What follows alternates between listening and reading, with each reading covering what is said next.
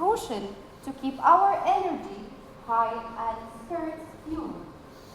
And who is better to turbocharge our motivation than the man awaiting in wings, ready to take us to an exhilarating sprint down the straightaway of inspiration, Mr. Muhammad al-Yahtani. Please welcome to the stage, first place in our championship, Muhammad Al-Yahtani.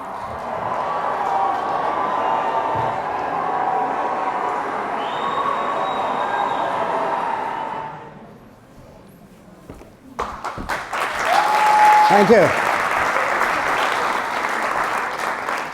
Ladies and gentlemen, assalamu alaikum wa rahmatullahi wa barakatuh, and good afternoon. How are you all doing? I know it's after lunch, you already ate, you want to fall asleep, so please stay with me. First of all, I always like to remember these moments, so do you mind if I take a picture with the audience? Is that okay? Everybody smile, please. No creepy smiles, please. Huh? And thank you. Now, can I have a volunteer? Please, come on the stage. Let's give him a hand, everybody.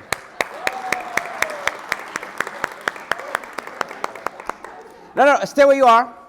Stay where you are. No, it's okay. No, wait, where you are. Now, I want you to leave the room. No, but wait. Just go outside. Why is he in a hurry? Just go outside, have a coffee, and stay outside. And then we're going to invite you in, okay? All right. Let's give him a hand again.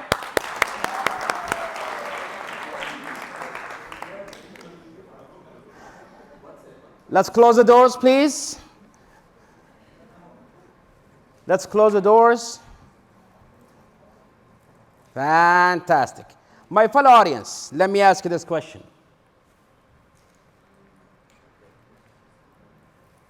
What is wrong with this picture?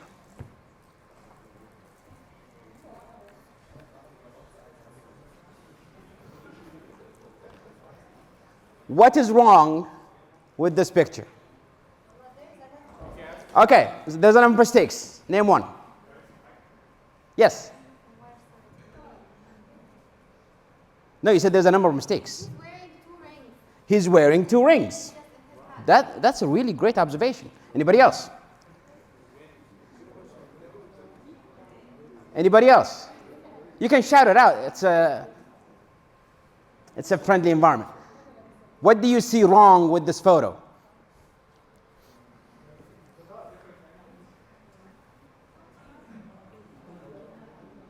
Maybe they are looking at different angles? They're looking at different angles, so they're not both looking at the photographer, right? Yeah. Fantastic. Anybody else?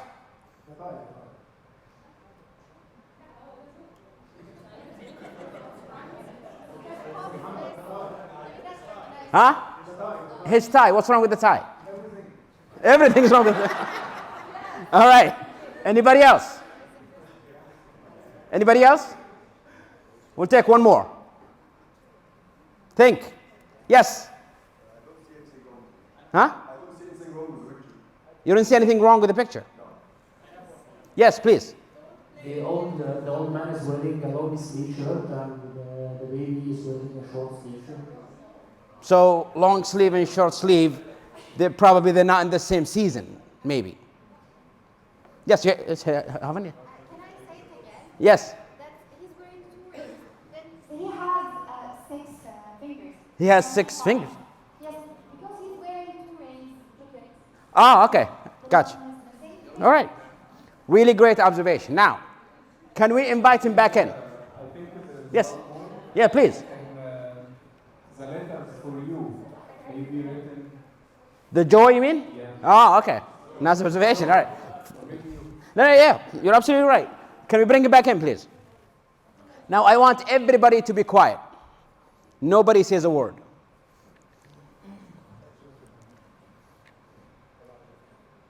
Let's give him a hand again. No. Would you come on stage, please? Yes.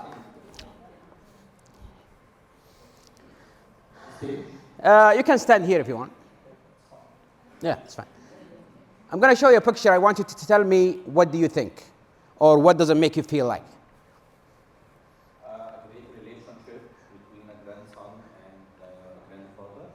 Okay, so what does it I mean, how does it make you feel? Badly. Huh?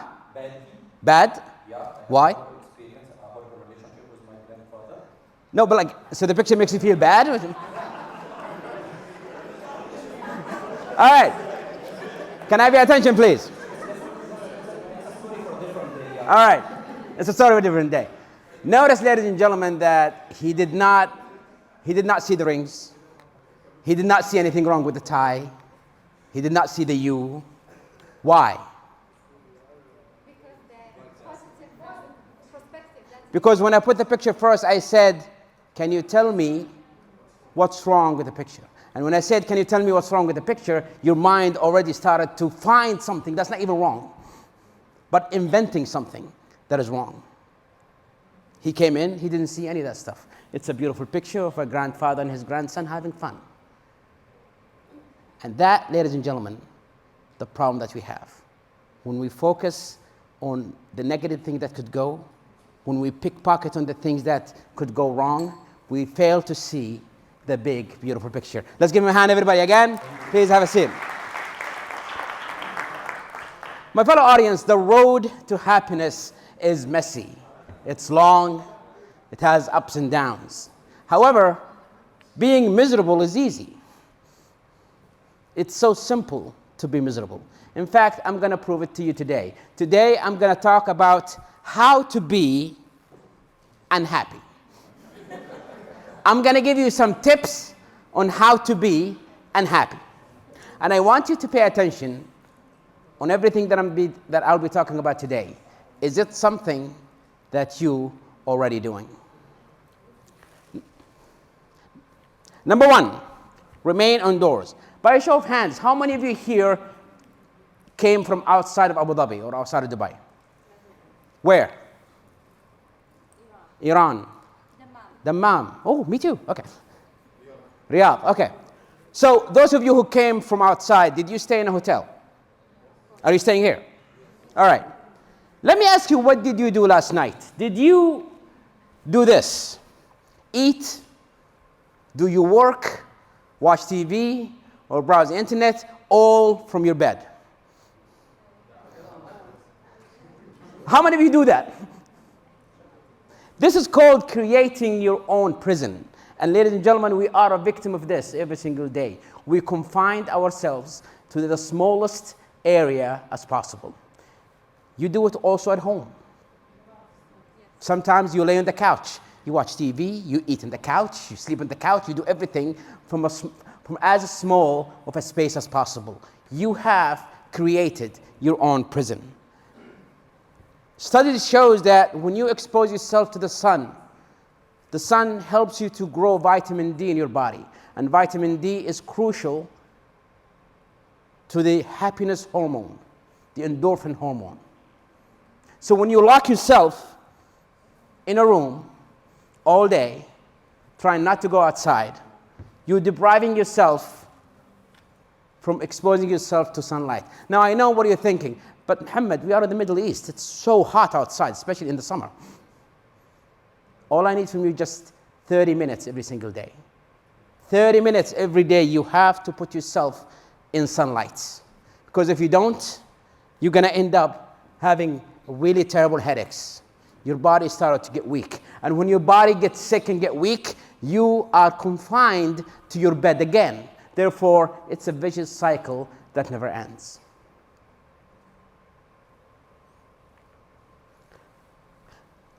Deregulate your sleep.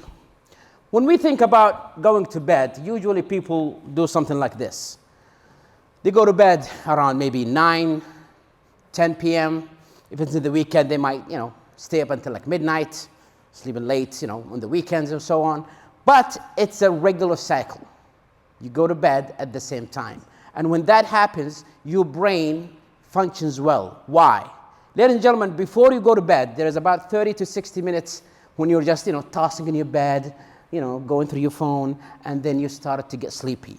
And then when you get sleepy, the next is the REM sleep, where you sleep for 6 to 8 hours uninterrupted. However, right here, between just getting sleepy, like right before you drift into the deep sleep, something happens in your body. A meeting takes place.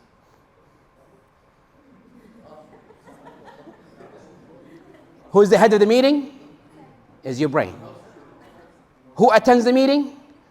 All your organs. And your brain started asking, yo, so guys, so give me some updates. What's going on? And then every organ either says things are going well or starts complaining. Yo, this man is just smoking nonstop.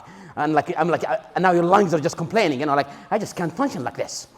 Your stomach is saying, dude, this guy just eats fast food and, I just have trouble digesting. Your just kidney is like, this guy just keep drinking soda every single day. And your brain takes notice. Let me ask you this question. Have you ever had, for example, one day you were hungry and you wanted to go to have lunch, but then you decided, you know what? I feel like I want to have a salad today. You're not trying to lose weight or anything, but you are in the mood for a salad. Why? Because if you kept your sleep regular, this meeting takes place every single night. Your stomach is telling your brain what's wrong with you, and then your brain started to influence you, making you eat better, making you smoke less, making you go to the gym a lot more. Has any of you here heard that you should not eat before you sleep? Have you heard that before? Why? Why do you think it's important not to eat before you go to sleep? Because if you ate right before you go to sleep, your stomach is not attending this meeting. Your stomach is busy digesting. And that's why they say don't eat before you go to sleep. Don't drink before you go to sleep. Why? Because you want to keep your organ free to attend this meeting. Now, the problem when you deregulate your sleep, sometimes you sleep late, sometimes you sleep early, sometimes you take a long nap in the middle of the day that messes your day up, and so on. What happens is your brain cannot keep track, and therefore this meeting never takes place. And when this meeting never takes place, your organs start to suffer. Because let's face it, we're not 100% healthy. We treat our body so badly, and we're not allowing our brain to program itself to save us.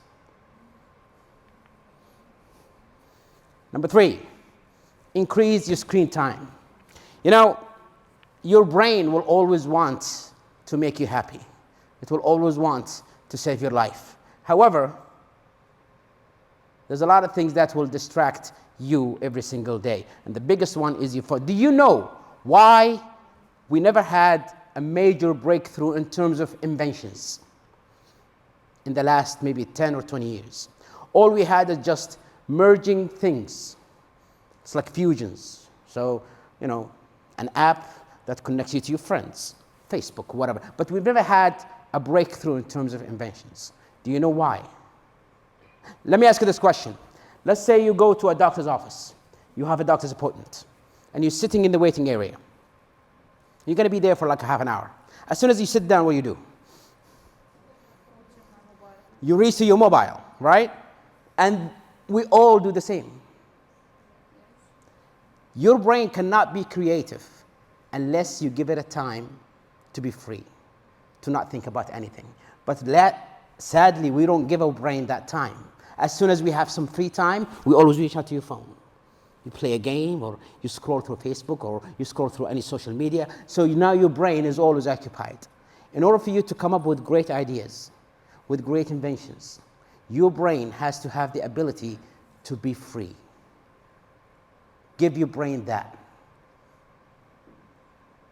10 minutes a day, or 20 minutes a day, or half an hour a day. Just sit, don't touch your phone.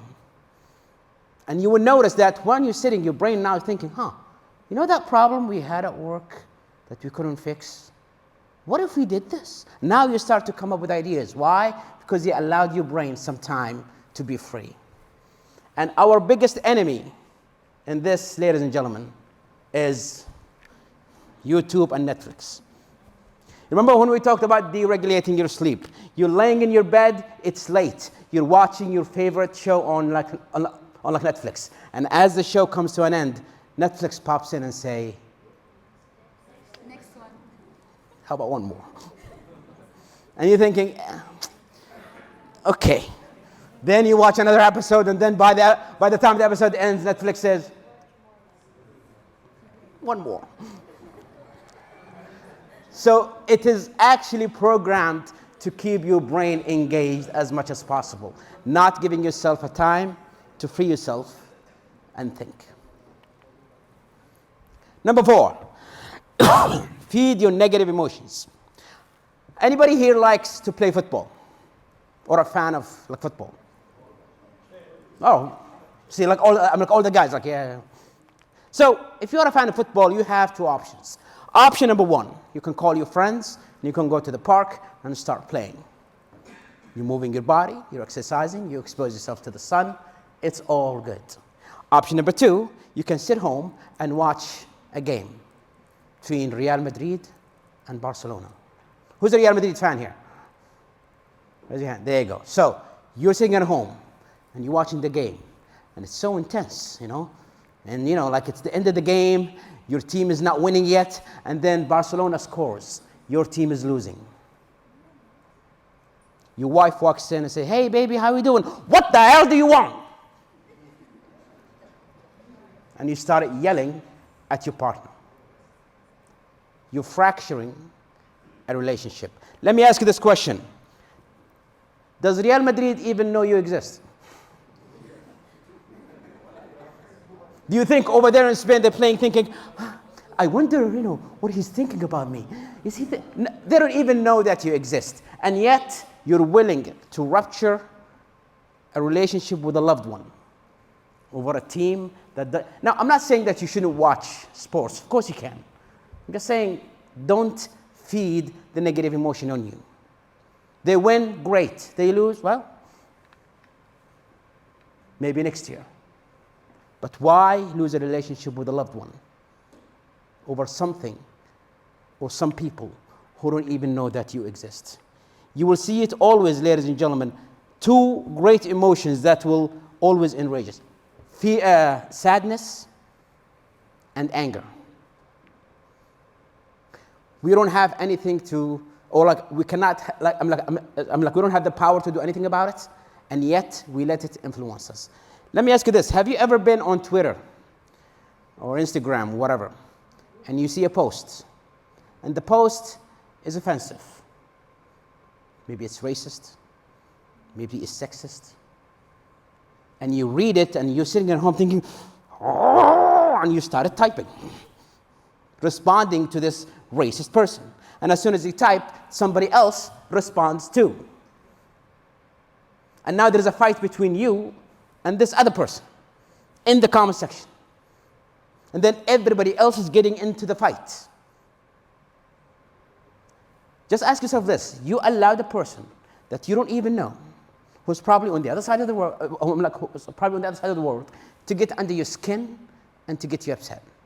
And by the way, all this fights that's happening in the comment section, who you think is winning here? Huh? No, the guy who actually made the original post. Because the more interaction, the more popular his account gets up. So now he played you and he played the other person. He used both of you. And by the way, anybody who posts something offensive on social media, they are doing it on purpose. They are doing it to enrage you, because if I don't enrage you, you're not going to respond. So I'm going to do something outrageous, something offensive, because I want to get you to respond. And then when you respond, she's going to respond too. And then he's going to respond. And now I'm winning at the end. The second emotion is sadness. Especially when you are sad about something that you really can't do anything about. Ladies and gentlemen, let's talk about death. Do you know that you're going to die one day? Do you know that everybody that you loved will die too? Your parents, your kids if you have, your loved ones, they're all going to die. Now everybody just look at his face like, oh. Now, this is a reality. We're all going to leave this earth one day. But just her being sad about it, is it going to change anything? We're still going to die anyways. And yet we chose to put ourselves down by feeding either our anger or our sad emotions. Number 5, set voted goals. What do I mean by, have you ever heard of SMART goals? Anybody? Do we know what SMART goals are? Specific, measurable, attainable, relevant, and time-bound. We all know this. But in order for you to be unhappy, scratch all of that. Make your goal vague, undefined, impossible, trivial, and delayed. Make the target vague and make the way to get to your target even vaguer. I remember I was once speaking in a college graduation in London, and it was an engineering school. So I asked, where do you guys see yourself in 5 years or 10 years from now? And one guy stood up and he said, well, I would like to be a successful engineer. All right, how about you, sir? I would like to be a successful engineer. How about you, sir? I would like to be a successful engineer. Let me ask you this question. What does successful engineer even mean? What does it mean? How do you know when you wake up that morning and think, yep, today I made it, I am a success? You don't know. Why? Because you don't even know what your target is. And if you don't have a specific target to chase, it's easy for you to quit halfway through. I remember when I started my public speaking journey and I joined Toastmasters Club. And in one contest, I couldn't win and I lost. And my club president asked me, in order for you to keep going, you need to set yourself a target. And I thought about it for a minute. And I said, my target is one day, I want to be on stage speaking to 1,000 people. 1,000 people. If I can get a chance to stand on stage and speak to 1,000 people, for me, that's what success is. And I set that target back in 2010. And in 2015, I was able to reach to the finals, and I stood on a stage with 4,000 people in the crowd. So if you don't know what your target is, you're never going to reach it. However, make sure that your target is, as we said, relevant and easy to be done. Okay, not easy, but not impossible. Meaning, imagine if you are a person that you want to lose weight. You go into the gym, right? Why are you going to the gym? Because you want to lose weight. But then, as soon as you saw the gym, you said, you know what? Oh, no, I have a new target. I want to look like this. Now, this will take years for you to do. And it wasn't even your initial purpose of joining the gym. So you start doing the wrong workouts. You start doing it, like you overworked yourself to a point you said, you know what, screw this. I'm not gonna, it looks like this is not achievable. So why not set the target that you're actually looking for? Don't set yourself a target that is way out of reach to a point where it's impossible to reach. Now, I know what you're thinking, but nothing is impossible. I do agree. But when you set it way too high, you might quit halfway through. Start with baby steps. Set an easy target first. Get there, then set the next one. You get there, then set the next one. And then, maybe one day, you can get that body. But maybe not now. Let's think of the targets that we want to achieve first. Take it as baby steps. Number 6, trust nobody. Have you ever heard of the phrase micromanagement? Now, micromanagement is when you deal with your people as you check on them every single day. What have you done? Is it done yet? Show me your work. Why? Because you don't have faith in your people. I used to be a victim of that too. I am the kind of person who I don't feel comfortable unless I do it myself. I can't trust other people to do my work or actually to help me with my work. Either I do it myself or I don't do it at all. But let me ask you this. If you go to the Formula Ones and the driver is pulling into the pit, what happens as soon as he pulls in? Has anybody seen this? What happens as soon as he pulls in? The entire team comes in, and everybody knows exactly what they have to do in seconds. They unscrew the tires, they change the oil, they pat him in the back, they feed him, whatever, and then by 5-6 seconds, everybody steps back. Why? Because everybody already trusted everybody else in the team. I know he's going to change the tire well. I know he's going to do his job well. I will do my job well too. Nobody stopped and said, hey, yo, did you do the thing? Yo, did you? No. I already know my team. And I know that they're going to do the best. And the more you trust in your people, the more it actually has less stress on you. Because you don't have to do everything yourself. Be a coach. Be a mentor. Help them learn new tactics and new talents, and then just let them do it. If they need you, they're going to come back to you and ask. But you don't have to stand over the shoulder every single day just saying, what have you done? Number 7, buy things. You know, your brain, as we said earlier, will always try to save your life. It will always try to make you accomplish new things. You know, your brain wants you to, have new accolades, reach higher goals. However, your brain also has other things to worry about. You have a mortgage. You have debt. You have bills to pay. And your brain has to balance both.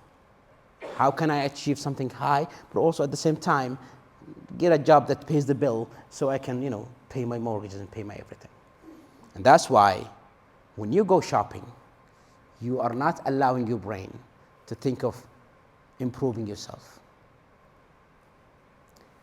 The job that you have right now, you should be doing it not because you have to, but because you want to.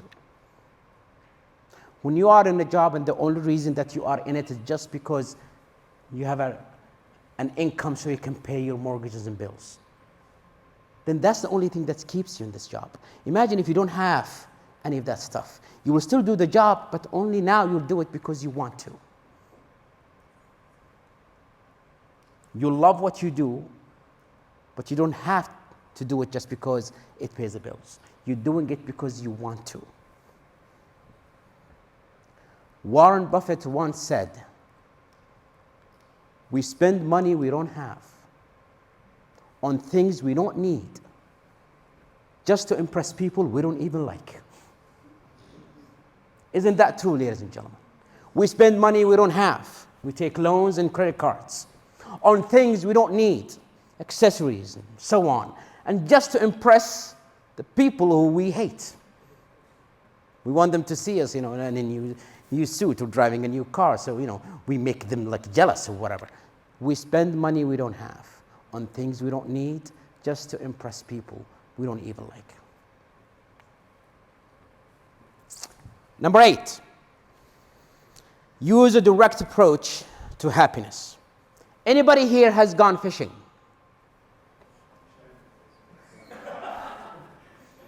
How do you fish?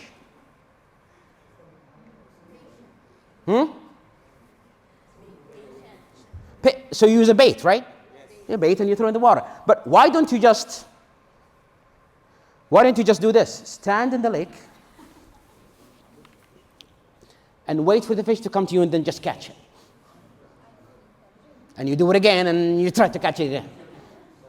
And you wait some more and then you try to catch it again. And all of a sudden, all the fish are now gone. Why? Because they're thinking, what is this crazy person doing? This is not how you fish. But how do you fish? Use a bait. You throw it into the water and you wait. It might take an hour. It might take 2. But then the fish will come to you. Why would the fish come to you? Because you worked on yourself first. You improved your tactics. I see this all the time.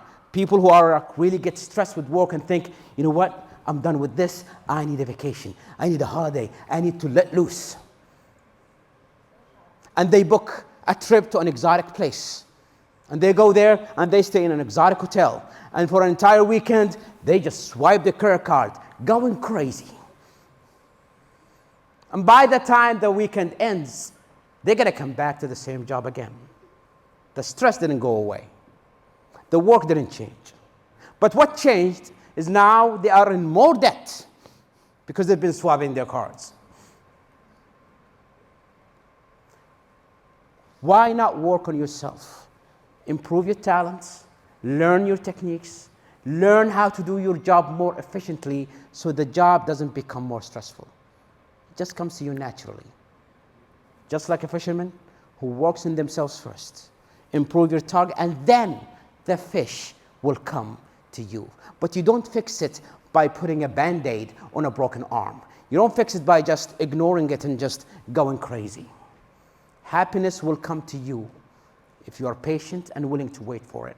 You don't have to go and chase it. Number 9, be around real people. Now, in our lives, we will face 3 types of people. The first type, we all know and hate. The pessimists. I tell them, this is my dream. This is what I want to achieve. And they say, Ya Rajal rah tayr. There is no way you can get this. It's impossible for you. The second type is the optimist, who say, yes, let's do this. Of course you can. Whatever you dream to, you can make it happen. Now, we know these 2. There's a third sneaky type called the realist. I'm going to do an exercise with you, and I want you to be very careful and watch out. The next time you have a meeting with your teams at work, this same thing will happen again. I want you to watch very carefully. Before we start, I want one of you to give me an idea that will make your work environment more fun. Now, when that person gives me that idea, I'm going to point to random people in the audience. And when I point at you, I want you to start talking about this idea. But I want you to start with, yes, but. Is that clear? Now, anybody here has an idea that will make the workplace more fun? Raise your hand. How would you make your office more fun? Anybody? Yes, over there. PlayStation. So having a PlayStation at work, right? Okay. Yes, but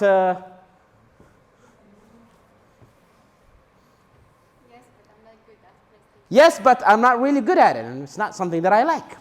Yes, but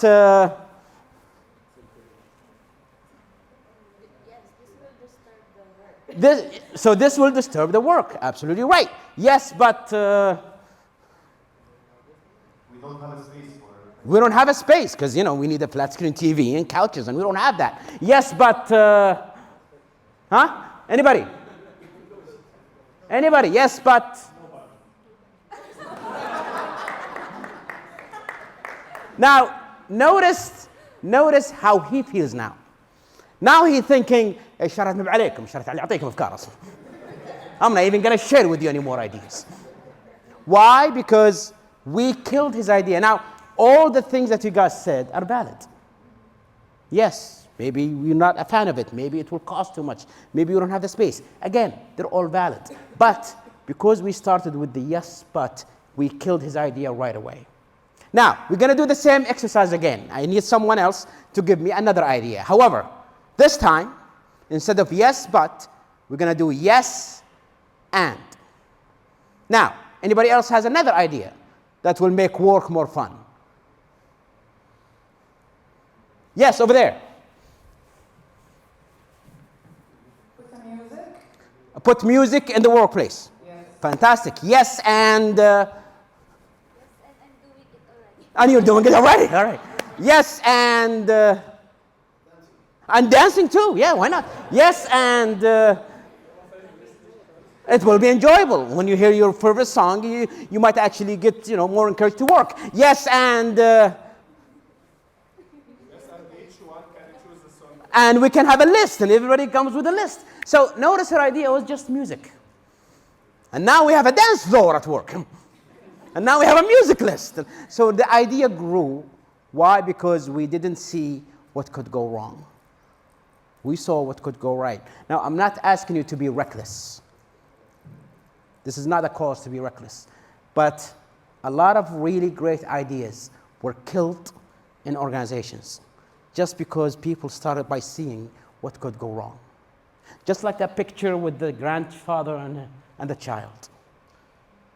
When I said what's wrong with it, you always found something, even though there wasn't anything wrong with it. When we look at what could go wrong, we go nowhere. And when we focus on, what if this idea actually works? How can we improve it even further? The idea grows. Number 10, resting is for the weak.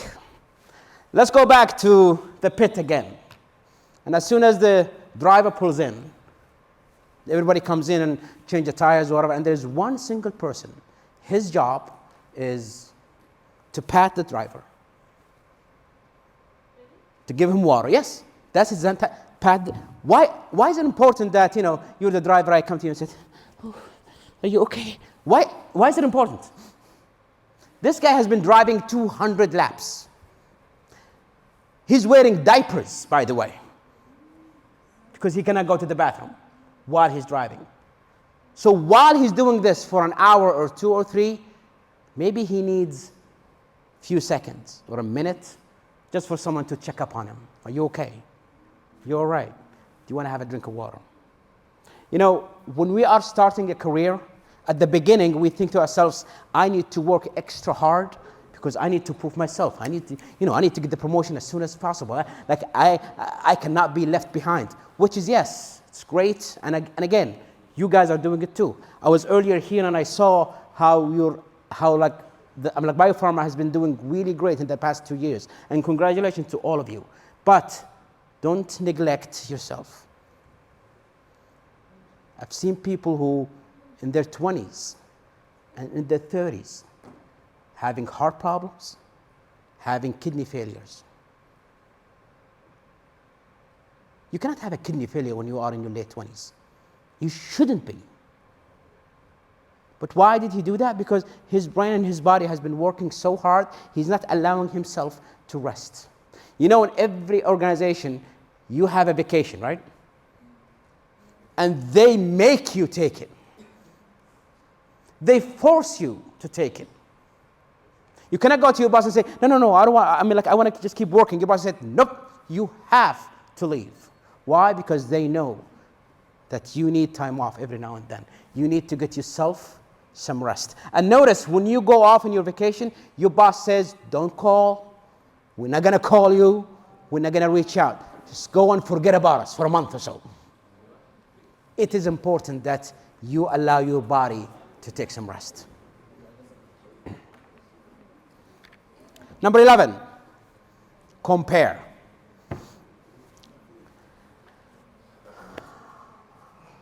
When I was a young little boy, like 6 or 7 years old, I had a really bad stuttering. I couldn't speak. And thus I used to read a lot, and thus I was always the top of my class. Always number 1. First grade, second grade, third grade, all the way until high school. I was always number 1. Always the first.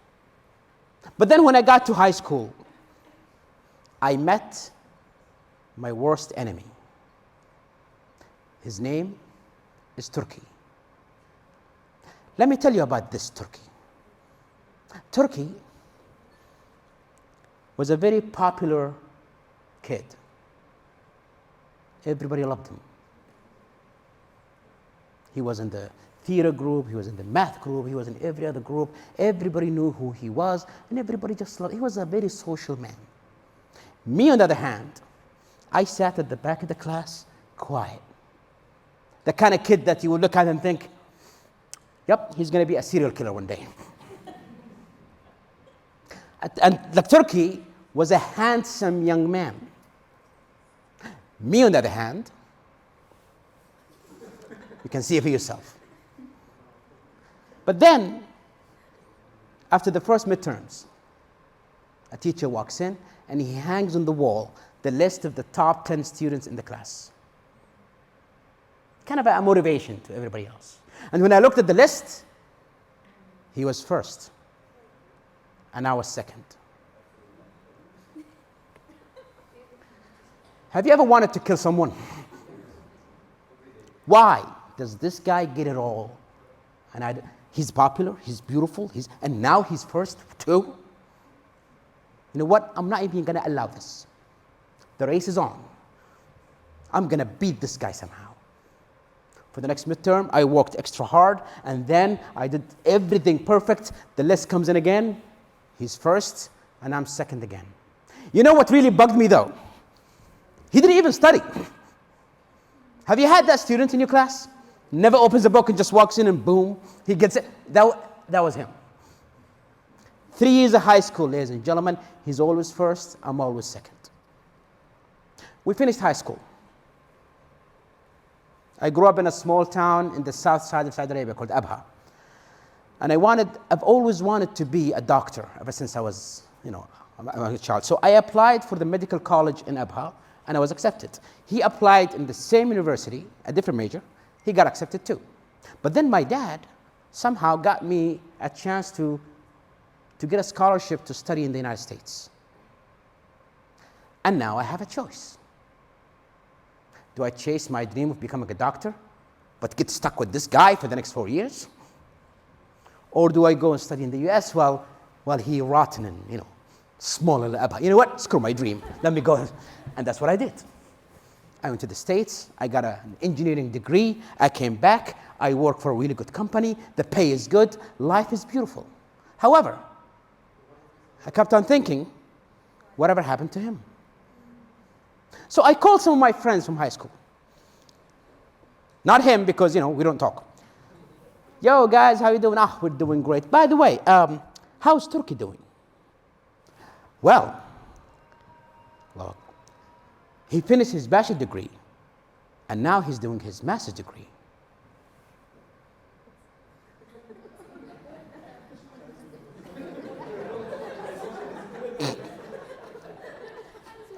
Master's degree, you say. Why does he get a master's degree and I don't? I went to my boss. I said, I need to take some time off to go. He said, dude, you just got here. No. You know what? I need to win over this guy some other way. I worked extremely hard the first few years. I got promoted before all of my peers. I bought my first house. I bet he doesn't even have a house yet. And then I called my friends again. Yo, guys, how are you doing? We're doing great. By the way, how is Turkey doing? Well, he finished his master's degree, and now he's doing his PhD.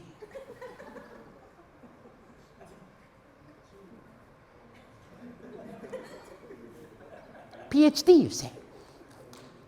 No matter what I do, this guy is always one step ahead. Life goes on. In 2015, I won the World Championship. I'm all over the news. I bet nobody knows who he is. But then, in 2018, I flew to Abha to see my parents.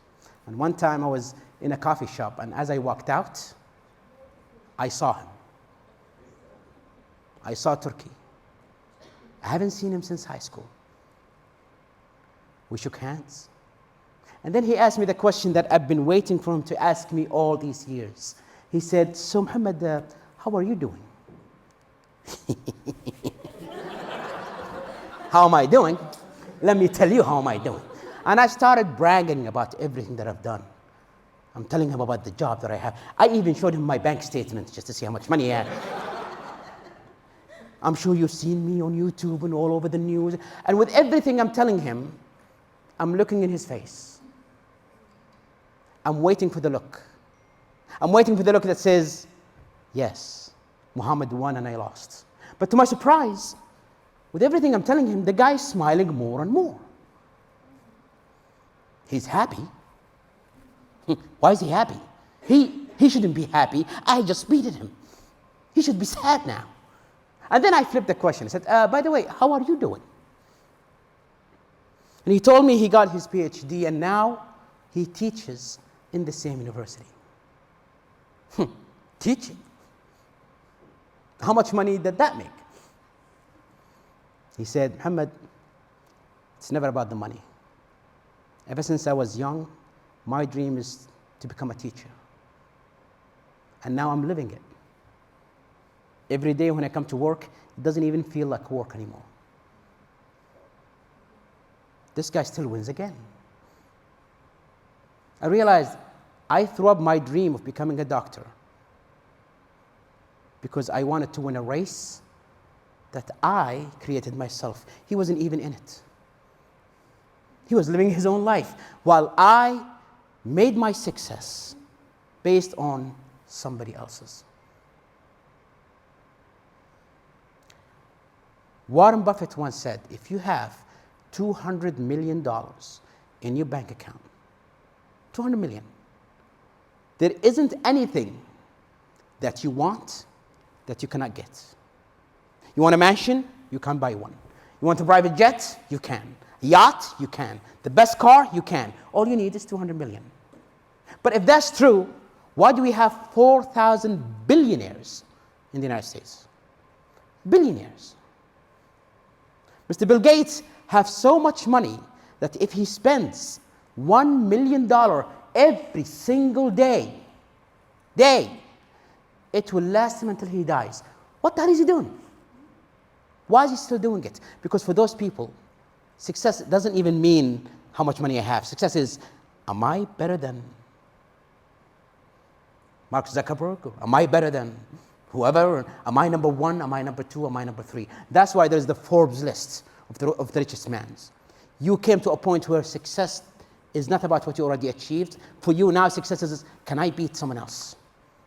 But let me ask you this, or let me tell you this. There will always be someone who's better than you. There will always be someone who is richer than you, more famous than you, more beautiful than you, have more money than you. And if you only measure your success by, am I better than someone else? You will always come short. Now, I'm not saying that we shouldn't do some, benchmarking against other people in the market. Yes, we should do that. But our success is our own. Our journey is our own. When you base your journey on someone else's, you will always set yourself to fail.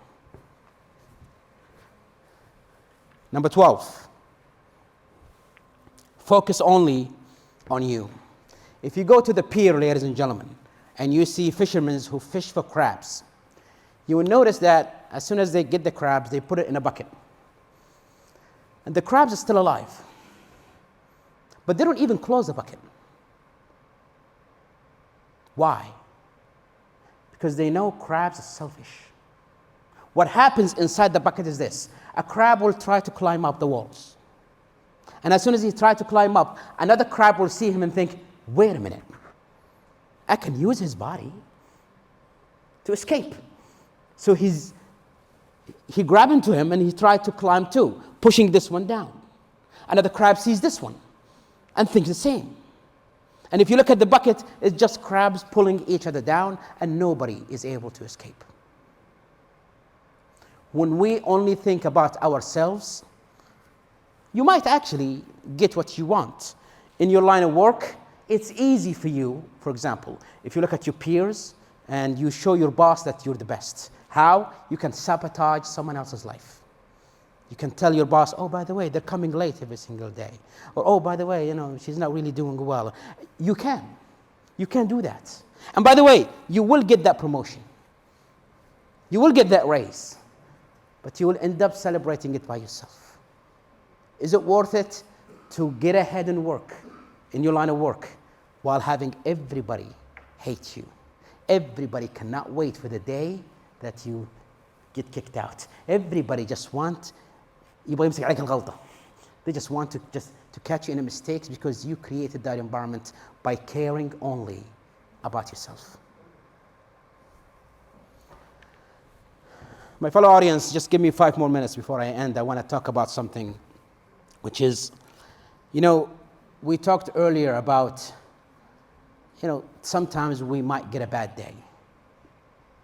Sometimes we might be angry, stressed. And unfortunately, we might say something that for us, just words. But you never know the effect on someone else's. When I was 7 years old, I remember a teacher walked into my class and placed the Quran in front of me and asked me to read. And as I said earlier, I had a stuttering problem, so I started reading and I was stuttering. And he slapped my face. He said, what's wrong with you, man? Read again. I started reading again. I started, and he slapped me again. Are you stupid or something? Read again. I tried for the third time with tears running down my eyes, and I still started. And he said, stop. You know what? There is no hope out of you. Took the Quran and handed it to another student to read. But notice what he said. There is no hope out of you. That single sentence really stuck with me. I truly believed it. I believe there is no hope in me. I'm a lost cause. I'm not worthy. I shouldn't be even around people.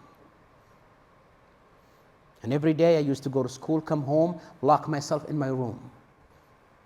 I avoided talking to anybody, not even my own family. Why? Because I'm not worthy. I shouldn't even live. When I was in high school, last year of high school, one day I was leaving the school and there was a tap on my shoulder. I looked back, it's another student in my class. And he said, Muhammad, mashallah, yani, I've seen you always, you're one of the top students in the class or whatever, but I don't think I ever heard you speak. And I took a piece of paper and I wrote, I can't talk. He said, that's not true. If you're mute, you'll be in special schools, but since you're here, that means you can.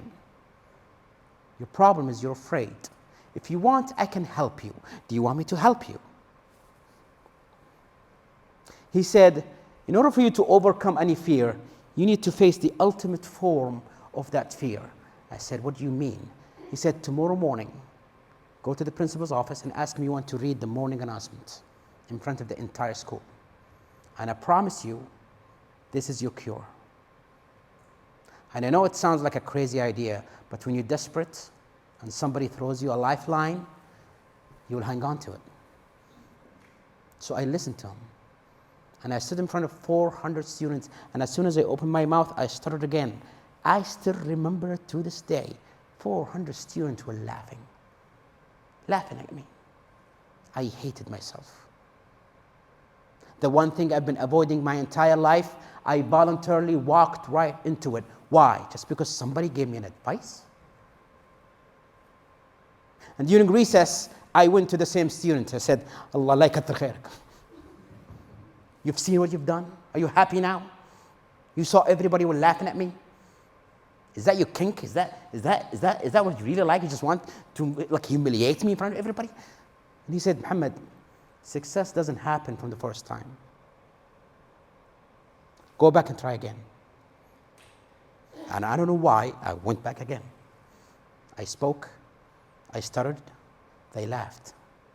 The day after I spoke, I stuttered, they still laughed. But I noticed some of the words that I used to stutter in yesterday, I don't anymore. He was right. This is working. And ever since then, I took any chance to be on stage. Because for me, the more I speak, it's a cure for me. It helps my problem. Now fast forward.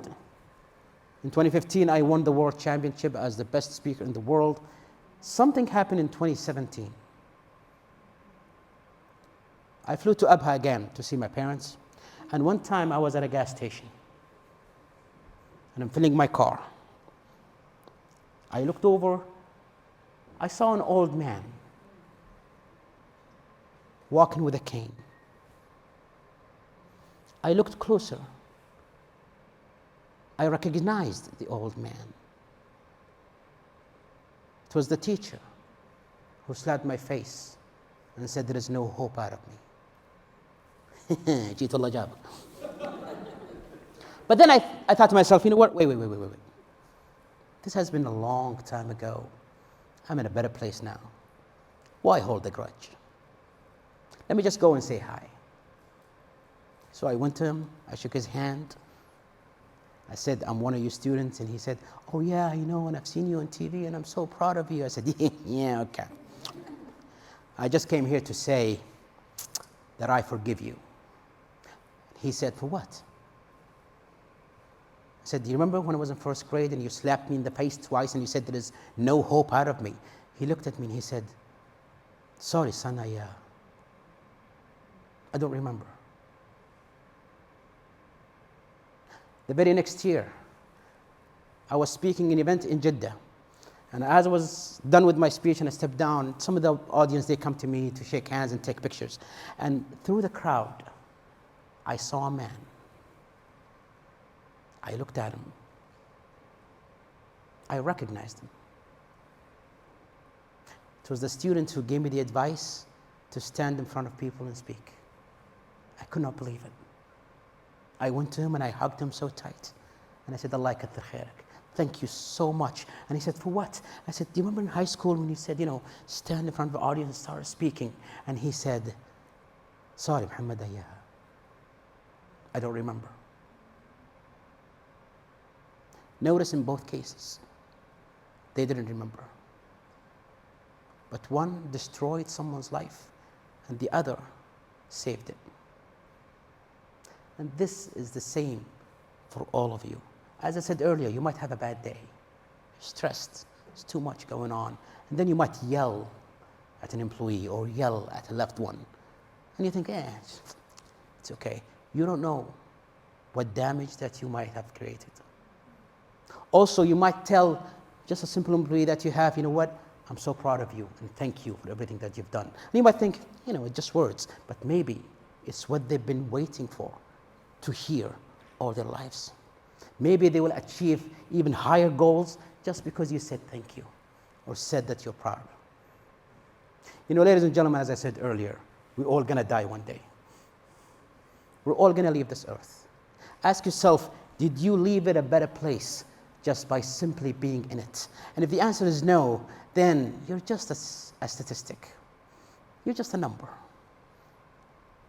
When that day comes and people hear that you passed away, there will be 3 types of responses. People might say, oh, thank God he's dead. It's about time. Or they might say, okay. Or they might say, لا حول ولا قوة إلا بالله. Which response are you going to get? I'll leave the answer to you. Thank you so much for listening.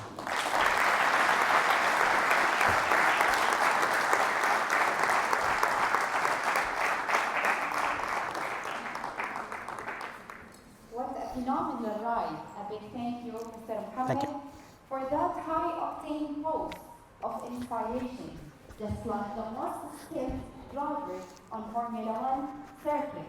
We are reminded that with the right mindset, teamwork, and relentless pursuit of our goals, there is no volume we can't reach.